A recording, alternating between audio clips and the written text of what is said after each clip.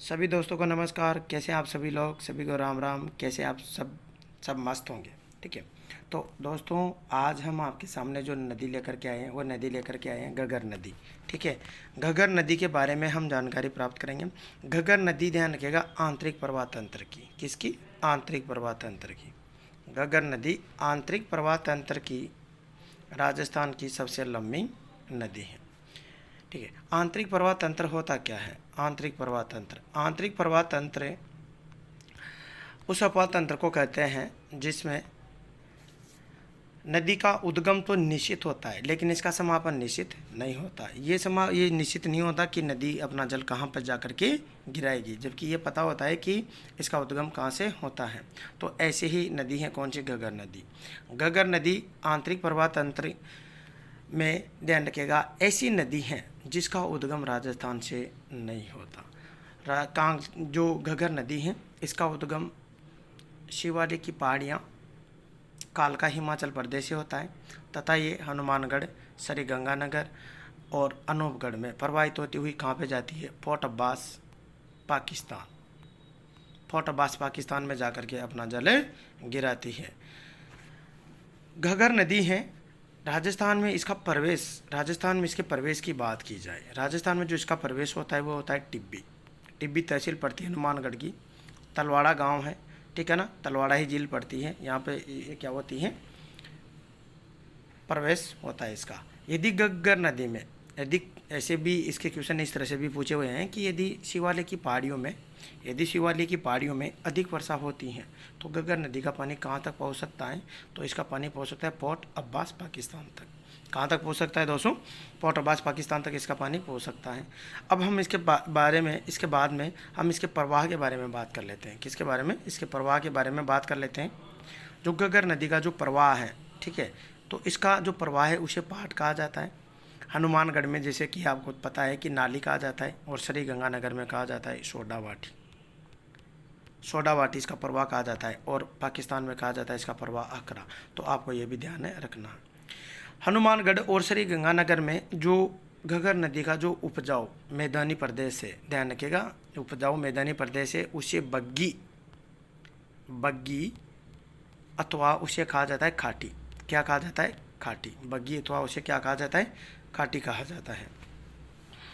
घग्गर नदी में, ध्यान रखिएगा, जो जलोढ़ मृदा है, ठीक है, जलोढ़ मृदा, दो प्रकार की मृदा होती है जलोढ़ मृदा। एक तो होती है बांगर और एक होती है कौन सी? खादर। तो जलोढ़ मृदा में, ध्यान रखिएगा, ये यहाँ पे होती है एक विशेष प्रकार की मृदा है, वह है रेवेरिना। तो रेवेरिना भी कहाँ पे पाई जाती है? घग्गर नदी के मैदान में पाई जाती है। अब बात कर लेते हैं हम घग्गर नदी।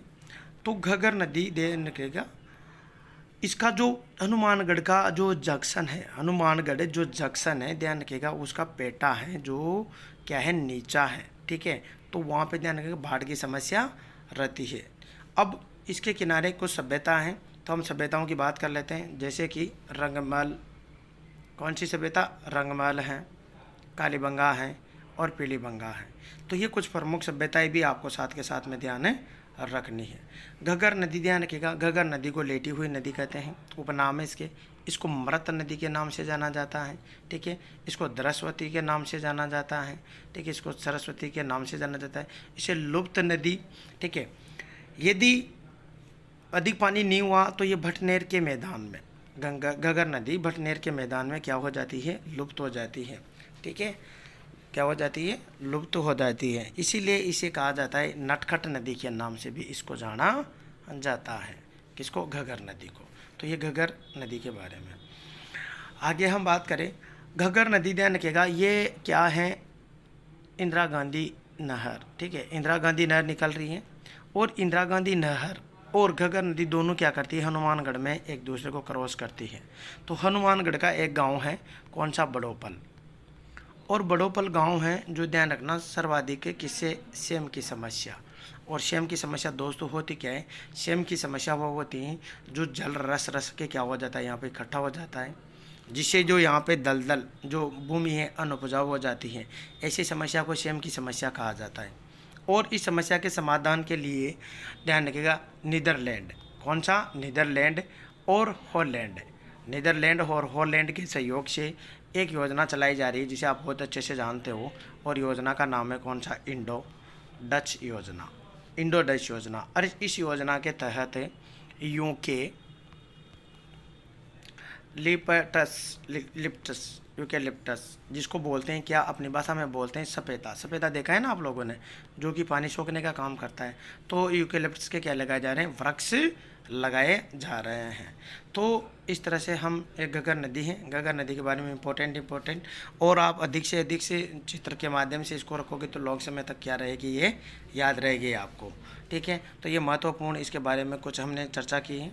ठीक है, घग्गर नदी के बारे में। यदि आपको वीडियो पसंद आया है तो इसको लाइक और शेयर ज़रूर कीजिए, और हमारे चैनल को सब्सक्राइब ज़रूर कीजिए। थैंक यू, धन्यवाद।